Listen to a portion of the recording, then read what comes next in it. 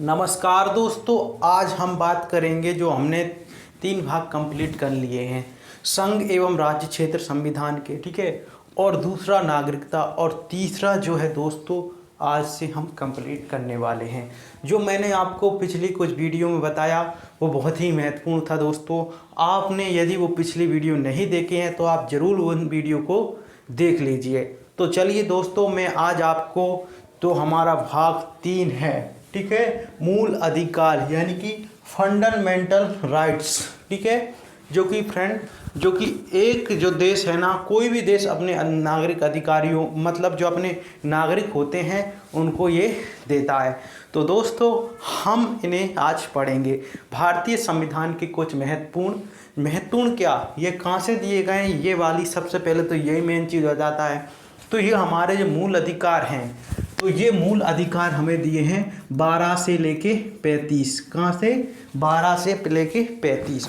तो दोस्तों हमने पहले जो संघ एवं राज्य क्षेत्र कहाँ तक था, 1 से 4 तक था। और दूसरा अपन ने नागरिकता 5 से कितनी थी, 5 से हमारी 11 थी। और आज जो बात करेंगे अपन 12 से 35, एक एक अनुच्छेद में एक एक आर्टिकल में आपको बताऊंगा, आप पूरे ध्यान से देखना, ठीक है। तो चल तो फ्रेंड बात करते हैं। सबसे पहले मूल अधिकार हैं क्या, तो एक निसर्ग हैं और इन्हें मैग्ना कार्टा कहा जाता है, ठीक है।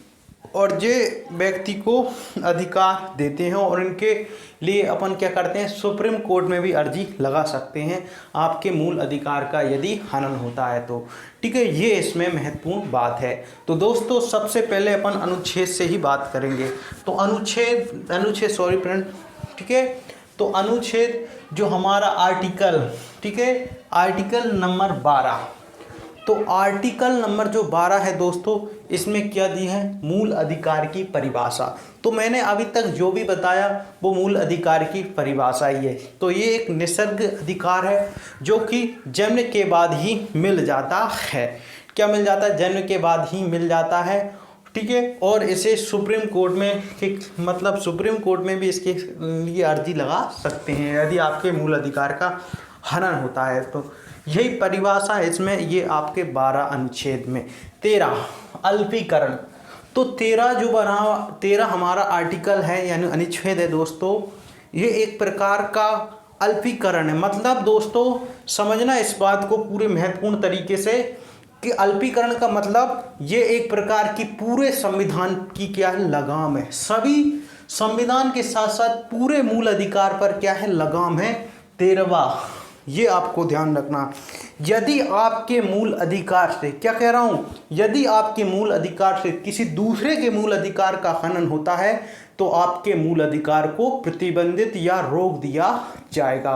तो ध्यान रखना, ये पूरे मूल अधिकार पर, यानी कि आपका मूल अधिकार किसी प्रकार से किसी दूसरे के मूल अधिकार का क्या बन रहा है, का मतलब बाधा बन रहा है, तो आपके मूल अधिकार को रोक दिया जाएगा। और ध्यान रखना, यदि आपसे वो चक्का जाम करना, तो एक चक्का जाम करना जिससे क्या होगा दोस्तों, दूसरे लोगों को परेशानी आएगी।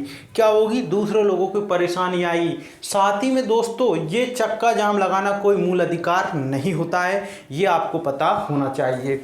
और साथ ही में दोस्तों ये मैंने आपको बताया अल्पीकरण, यदि इसको आप बहुत अच्छे तरीके से समझ सकते हो, जैसे कि आपका कोई मूल अधिकार है और किसी दूसरे का मूल अधिकार का हनन होता है, यानी कि किसी दूसरे को परेशानी आती है आपके मूल अधिकार से, तो आपके मूल अधिकार को स्वतः ही समाप्त कर दिया जाएगा। ये आपका 13वें में कहा गया है। तो ये तो इतने ज़्यादा इम्पोर्टेंट नहीं थे, ये आपको मैंने बताया। तो दोनों आपको ध्यान रखना है।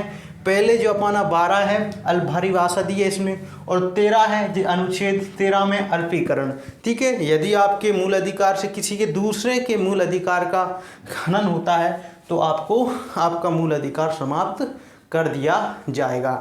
अब आते हैं अपन 14। तो 14 में क्या दिया है दोस्तों, 14 में अब आपको ध्यान रखना है, जो हमारा 14 है, विधि के समक्ष समानता और कानून के समान संरक्षण। अब विधि के समक्ष समानता क्या होती है दोस्तों, तो विधि के समक्ष समानता यानी कि दोस्तों चाहे राष्ट्रपति हो चाहे आपका भिखारी हो, उसको उस कटघरे में यानी कि आपको विधि यानी कि कानून, विधि यानी कानून, तो उसमें जो आपको उस कटघरे में जिस भिखारी को खड़ा किया गया उसी कटघरे में आपका प्रधानमंत्री खड़ा होगा, उसे कोई अलग से फैसिलिटी नहीं दी जाएगी दोस्तों। यही कहता है विधि के समक्ष समानता। और ये हमारा कहाँ से लिया गया है विधि के समक्ष समानता? यूके, यानी कि यूके का मतलब होता है यूनाइटेड किंगडम, यानी कि ब्रिटेन से लिया गया है। तो ये हो गया आपको समझ में, राजा हो चाहे रंग हो सभी को एक समान है, कानून के समक्ष यानी अदालत में कोई भेदभाव नहीं होगा। ये आपका कौन सा कहता है? विधि के समक्ष समानता 14। और इसी के अंतर एक आता है कानून के समान संरक्षण, और ये हमारा दोस्तों लिया गया है यूएसए, ठीक है, यूएसए यानी कि अमेरिका। कहाँ से लिया गया है? अमेरिका से लिया गया है। और इसमें क्या होगा?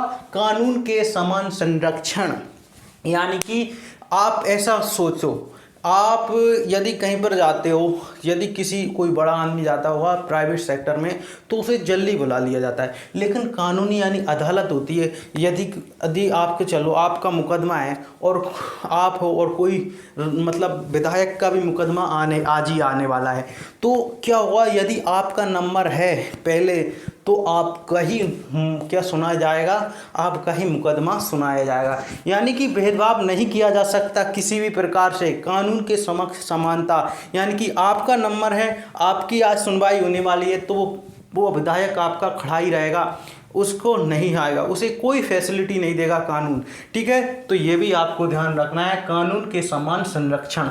तो ये दोनों मोस्ट इम्पोर्टेंट है, विधि के समान समानता यानी कि ये मैंने आपको बता दिया, और कानून के समान संरक्षण। तो विधि के समक्ष समानता यूके से लिया गया है और कानून के समान संरक्षण जहाँ से लिया गया है यूएसए से, यानी कि अमेरिका से लिया गया है, ठीक है। तो अब बात करते हैं अपन आर्टिकल 15, किसकी? आर्टिकल 15। तो आर्टिकल 15 कहता है धर्म, जाति और लिंग और जन्म स्थान के आधार पर आपसे कोई भेदभाव नहीं करेगा।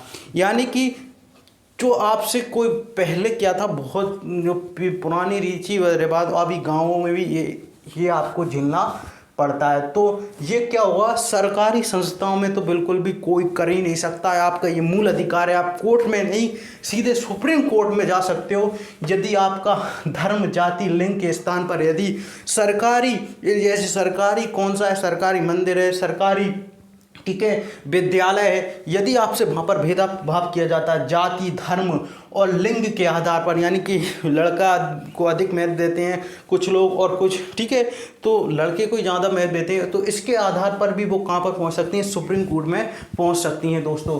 तो ये होता है जाति, धर्म और लिंग के आधार पर आप किसी से भेदभाव नहीं किया जाएगा, अनुच्छेद 15 के तहत ये आपका कहा गया है, ठीक है। ज़्यादातर सरकारी संस्थाओं पर, प्राइवेट जैसे प्राइवेट मंदिरों पर कर देते हैं, ठीक है, तो वहाँ पर हो जाता है क्योंकि वो उनका निजी है, लेकिन सरकारी पर आप जा सकते हो, ठीक है, सरकारी पर आप कोर्ट में जा सकते हो सीधा कि हमारा ये है।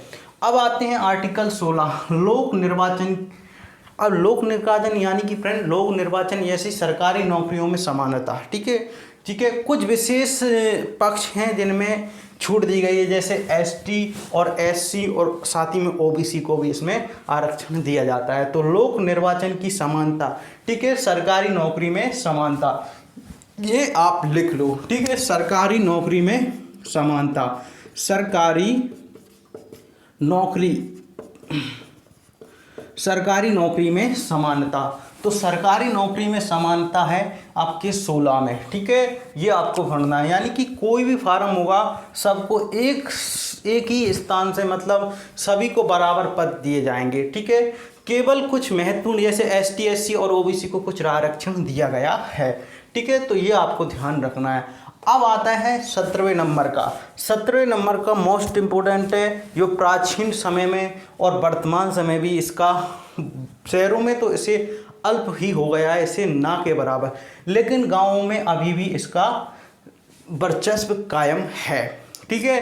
क्यों? ये अस्पृश्यता का अंत, यानी फ्रेंड अस्पृश्यता यानी कि छुआछूत, ठीक है, किसका? छुआछूत, ठीक है, छुआछूत का अंश, ठीक है, यानी कि कोई जाति धर्म ये समाज के आधार पर उसे मंदिर पर नहीं चढ़ने देते, कई प्रकार की छुआछूत होती हैं, पानी नहीं भरने देते थे। पहले तो बहुत ही ये होता था, लेकिन अब क्या होता है, बट बगल में बैठने तक का नहीं देते थे अंग्रेज। मतलब जो पंडित होते हैं ना, वो ऐसा समझते हैं अपने आप को भगवान कि हमारे बगल में बैठ गए तो हम शुद्ध हो जाएंगे। भाई साहब, ऐसा होता है कि कभी नहीं होता है दोस्तों, क्योंकि मानव तो एक ही होता है। ये बहुत ही इसका दुरुपयोग भारत में ज़्यादातर होता है, और भारत में जो होता है अस्पृश्यता यानी कोई छुआछूत भी नहीं कर सकता आपसे। छुआछूत के तहत आपको, ठीक है, आप किसी से छुआछूत करते हो तो आपको जेल हो सकती है, जेल की हवा खाकर आ सकते हो यदि उसने आपका विरोध कर दिया। ये संविधान में लिखा है, ये ध्यान रखना है, ठीक है। तो ये आपको छुआछूत का अंत है 17 में, ये मोस्ट इम्पोर्टेंट था, ठीक है। 18 उपाधियों का अंत, यानी कि पहले की जो होते थे ठाकुर, ठीक है, ठाकुर, अरे ठाकुर, बहुत सी ऐसी कुछ उपाधियाँ थी जो गाँव में ज़्यादातर चलती थी, और ठीक है, जैसे कि जमींदार, बहुत सी उपाधि थी जिनका अंत कर दिया गया है, ये संविधान में थी, ठीक है। तो ये उपाधियों का अंत, और साथ ही में कुछ महत्वपूर्ण है, जैसे कि आपको ध्यान रखना है कि आपका जो शिक्षा के क्षेत्र में डॉक्टरी कर सकते हो, और साथ ही में डॉक्टर कर रखती हो तो उसे डॉक्टर की उपाधि मिल जाएगी, और साथ ही में सेना के क्षेत्र में तो कर्नल का पद, और साथ ही में आपको यह ध्यान रखना है यदि किसी जैसे भारत रत्न है तो भारत रत्न ये भारत सरकार के द्वारा दिया जाता है, तो ये उपाधि महत्वपूर्ण है, ठीक है। कोई विशेष उपाधि नहीं रख सकता है, कुछ देते हैं, ठीक है, और साथ ही में कोई दूसरा देश आपको उपाधि देना चाहता है तो इसमें कई बार नाम भी आते हैं भारतीयों के, तो आपको इसके लिए क्या होता है दोस्तों, राष्ट्रपति की अनुमति लेनी पड़ती है। तो उपाधियों का अंत यही है कि कोई भी उपाधि नहीं रहेगी, केवल शिक्षा के क्षेत्र में और सेना के क्षेत्र में, और साथ ही में कुछ भारत रत्न, और साथ ही में कुछ पद्म विभूषण, बहुत सी होती हैं उपाधियाँ जो भारत सरकार देती है। और साथ ही में किसी दूसरे देश से आपको उपाधि ग्रहण करना है तो आपको क्या करना पड़ेगा दोस्तों, आपको राष्ट्रपति की अनुमति लेनी पड़ेगी। अब बात करते हैं आर्टिकल 9, बहुत महत्वपूर्ण है दोस्तों। आर्टिकल 9 बहुत महत्वपूर्ण है। अभिव्यक्ति की स्वतंत्रता, सभ्यता करने की स्वतंत्रता, संगठन, चारों ओर घूमने की और बसने की, संपत्ति, और साथ ही में व्यवसाय। अब मैं इसको समझाता हूँ। अनुच्छेद 19(1) अभिव्यक्ति की स्वतंत्रता। अभिव्यक्ति मतलब दोस्तों आपको बोलने की, साथ ही में आपको झंडा फहराने की, और साथ ही में आपको प्रेस करने की स्वतंत्रता, ये आपकी अभिव्यक्ति स्वतंत्रता के अंतर्गत आती है। साथ ही में आपको 19(2) में क्या कहा गया है, तो 19(2) में कहा गया आप सभा कर सकते हो बिना किसी हथियार के, ठीक है, आप सभा कर सकते हो, आप, ठीक है, यानी बातचीत कर सकते हो, लेकिन आप उस सभा में हथियार का उपयोग नहीं कर सकते हो दोस्तों, ये 19(2) में कहा गया है। 19(3) में संगठन बना सकते हो, ठीक है, ये कहा गया है, तो 19(3) में आप अपना संगठन बना सकते हो, ये भी आपको छूट है। 19(4) में दिया गया है चारों ओर घूमने की स्वतंत्रता, यानी फ्रेंड आप भारत के किसी भी कोने में आप कहीं पर भी घूम सकते हो, चारों ओर घूमने की स्वतंत्रता है। लेकिन एक बात का ध्यान रखना दोस्तों, जहाँ सेना के कैंट लगे होंगे वहाँ पर आपको चारों ओर घूमने की स्वतंत्रता नहीं है, वहाँ वंचित है, वहाँ सेना का कानून चलता है जिसे अपन मार्शल लॉ कहते हैं, ठीक है, ठीक है, मार्शल लॉ ध्यान रखना। सेना के क्षेत्र में मत चला जाना, गोली मार देगा सीधा, ठीक है, वो एरिया केवल सेना की सुरक्षा के लिए लगाया जाता है, वहाँ पर कोई आम आदमी नहीं जा सकता है, ये आपको ध्यान रखना है। तो चारों ओर घूमने की स्वतंत्रता, बसने की स्वतंत्रता। आप चारों ओर के साथ घूमोगे तो आप वहाँ पर बस भी सकते हो, तो आप कहीं पर भी बस सकते हो। लेकिन क्या था दोस्तों, जब 1970 लगा था जम्मू कश्मीर में, तो आपको क्या था दोस्तों, उसमें चारों ओर के साथ उसमें आप क्या अपने बसना, यानी कि फ्रेंड वहाँ पर आप अपने ज़मीन नहीं ले सकते थे, तो लेकिन अब 1970 हटा दिए 2019 में, तो अब जम्मू कश्मीर में भी आप क्या ले सकते हो, ज़मीन ले सकते हो। संपत्ति का अधिकार, ये भी था कि आप बस गए हो तो अब संपत्ति भी आप खरीद ही लोगे, और संपत्ति करोगे तो फिर उसके बाद व्यवसाय भी करोगे। तो ये आपको ध्यान रखना है। तो 19(7) में व्यवसाय करने की से, लेकिन आपको ध्यान रखना है जो आर्टिकल हमारा 19(6) है, इसे 1978 में, कब 1978 में हटा दिया गया। ठीक है, 1978 में 44वें संविधान संशोधन के तहत इसे हटा दिया जाता है, और साथ ही में इसे 300A में 300 का में रख दिया जाता है। ठीक है, 300 का में रख दिया जाता है।